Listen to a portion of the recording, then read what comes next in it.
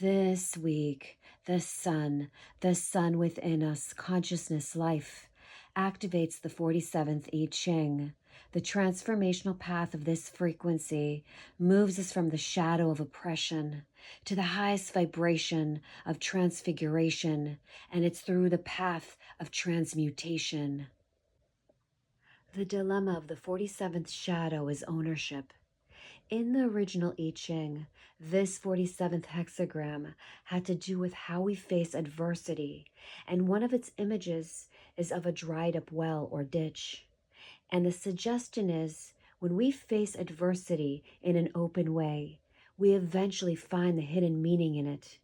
And therefore, the following hexagram, the 48th I Ching, is the well. So when we face adversity, our challenges gracefully, through owning it rather than denying it, projecting it, or deflecting it, then we find the spring, the well of wisdom inside it.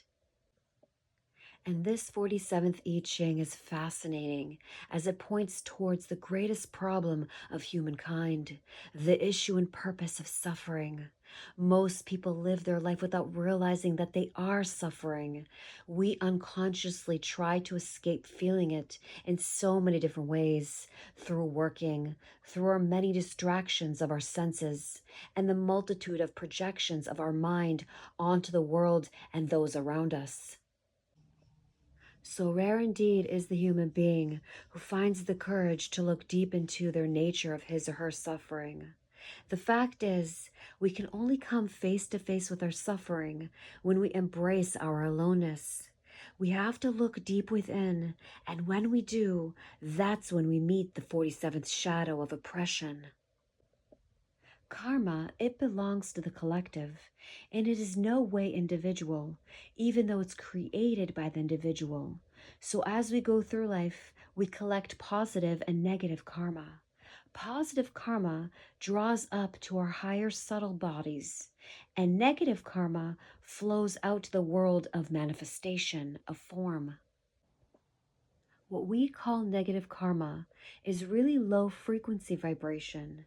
It's the shadow quantum field, and it's imprinted in our physical DNA as memory, as ancestral memory, and that ancestral memory is passed down through the bloodlines. So every human body comes wired with ancestral karmic patterns that are collective in nature rather than personal. So our body carries its own karma and has nothing to do with our essence, our truth, the truth of who we are, which is pure. You see, the essence inside us simply requires that kind of karma in order to live out our incarnation drama. So we each get to write a word or a few lines in the great story. And a great life may have a whole paragraph, or a life where you're the victim of your shadows might just be a punctuation mark. What I'm getting at is that our oppression is universal. It comes with the vehicle, this human meat suit, the body. It's not possible to find a vehicle without a history, at least not yet. That's coming. And our history is exactly the one we need for our script, our story, our life drama. So we must own it while we're still here. It contains just the right amount of ingredients and challenges to match the amount of positive karma that we have acquired in all our lifetimes. Now there's a higher truth that knows the relativity here. You see, at a more expanded levels, there are no levels, no separation. There are no individuated souls, just a collective story. So the bottom line, our oppression, the particular flavor of our individual suffering, our karma in this lifetime, is exactly equivalent to our inner light. In fact, its purpose is to awaken that light. The 47th shadow is always externalized through life until we turn inwards.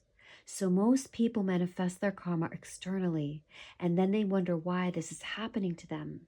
And that is why they feel oppressed, and they don't own their own karma, and therefore they become victim of it. There are some people who carry powerful collective karma in their DNA that has to manifest externally in order that their journey through it can be of inspiration to others. They fall into a different category. But typically, when we turn inwards and meet it before it externalizes the karma as a seed, then our awareness disables the karma and transmutes it before it has a chance to manifest externally. And this is why it's said that meditation, breath work, or sacred practices burn karma. It's our awareness, it's our breathing, it's our loving presence that burn the karma off. And this is the great mystery of alchemy. But we have to own the shadows that we carry, even though it's not really you at all. It just comes with the vehicle, with your human body, our DNA.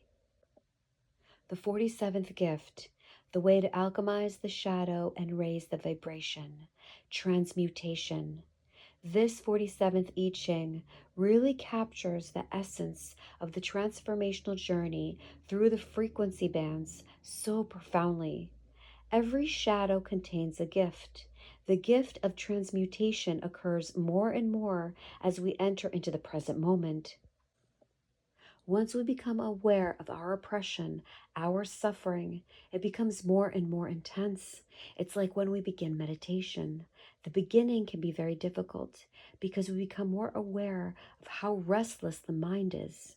And wherever we try to go, there it is inside us. A divine ache, a deep restlessness, longing to remember something, but it's just outside our reach, or so it appears.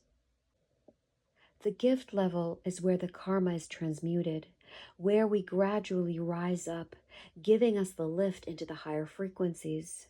So, in many ways, it's like the subtle bodies that get purified and refined.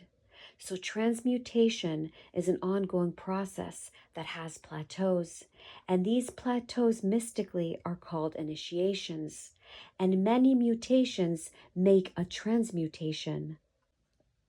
So, in other words, many small breakthroughs lead to bigger breakthroughs as more and more trapped, oppressed light is released from within our DNA. And this is how our shadows drive our evolution, which shapes our life story, our life work.